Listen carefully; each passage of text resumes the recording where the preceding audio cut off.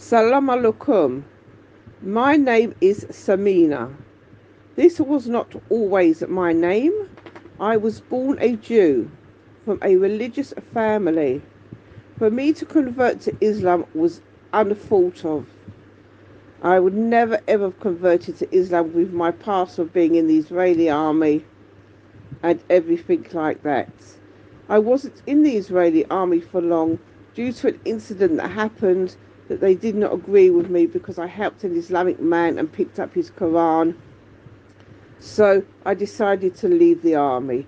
I came home and I was in the street one day and a gentleman had collapsed in the street, similar to what had happened in Israel, and I went to help him.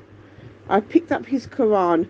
Please don't ask me why. I cannot explain that because to me the Quran meant nothing to me. His family came and I gave them the Quran and they spoke to me.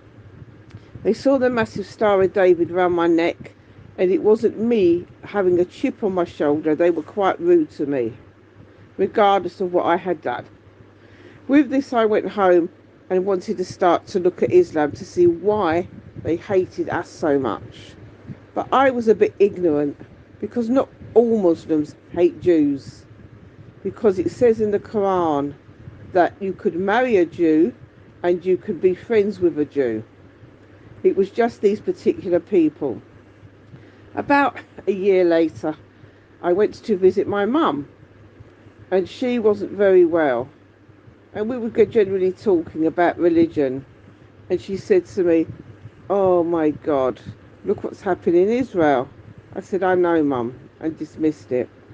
Going back about 12 years later, I was in the post office and this beautiful lady started speaking to me, who I could clearly see was an Islamic lady. We got talking initially about a top that I had on. And she said, "Where did you get that top?" And I explained that it came from an Arab country. And she said, "Oh, it's beautiful." Why I said that, I don't know. It was irrelevant where this top came from. But I had a massive Star of David around my neck. And she said to me, "Okay, what are you doing in the post office?" Not to be rude. And I just said, "Oh, I've just come to get some money to get some keys for my mum because her key is locked in the door. I managed to get the key out, but I need to go and cut some more keys for her." So she said, "Okay, it would be nice if you could come round to my house one day. I'll give you my number." I thought, okay, I have no intention coming round to her house. But then all of a sudden, I got a telephone call from my mum. "You don't need to come back. Alan's on his way. He will give me his spare set of keys. It's okay." I said, "Okay." With this, the phone was on loudspeaker, and the young lady said, "Well, come to mine now then." I thought, "Oh no, I can't. I'm sorry." "Oh, just come for a quick cup of tea." I thought, okay. This quick cup of tea ended with talking to the family, and I thought this lady is determined to convert me, to which I was so wrong. We got talking.